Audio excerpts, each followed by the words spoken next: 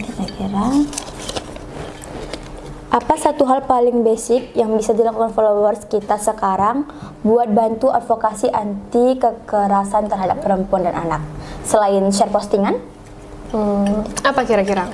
Kalau Anggi pengennya tuh semua orang setelah di share postingan itu tuh harus bisa ngelakuin edukasi itu, bukan cuma dibaca dah selesai.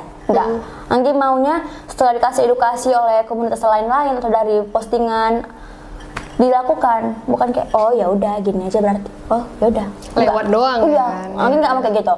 Anggi pengennya orang-orang tuh lebih aware, lebih peduli sama semua yang terjadi di lingkungannya, di sekitarnya atau mungkin yang ada di handphonenya atau kayak kan sering kan Kak kayak pelecehan yang lagi viral-viral itu atau mungkin pembulian.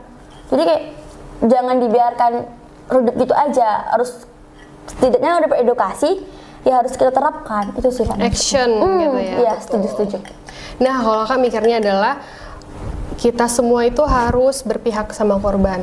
Jadi ketika kita edukasi, kita bikin konten apa segala macam, tapi ketika netizen atau teman-teman kita di media sosial itu nggak berpihak sama korban, nggak berpihak pada suara kita, itu sulit kan gitu ya. Jadi memang bertahap sekali Anggi kalau kita mau melihat perubahan di masyarakat kita gitu kan.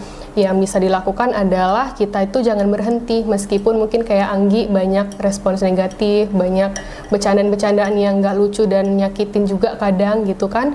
Tapi itu jangan sampai itu malah buat kita down atau membuat kita menyerah, karena kan ini prosesnya panjang banget ya kayak gitu, nggak tahu nih kapan berakhirnya kekerasan ini kayak gitu. Makanya perlu daya tahan yang kuat dari kita. Jadi jangan lelah untuk terus bersuara, jangan diam dan selalu berpihak pada korban.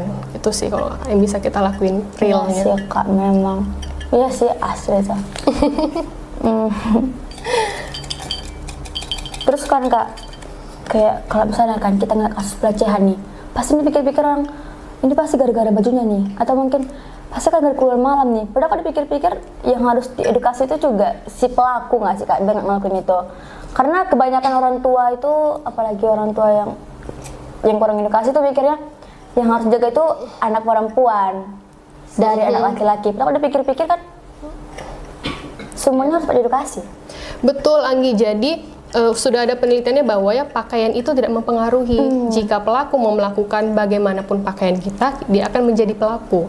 Nah kita tuh terlalu fokus bagaimana melindungi perempuan tapi tidak mengedukasi laki-laki. Jadi karena itu namanya victim blaming.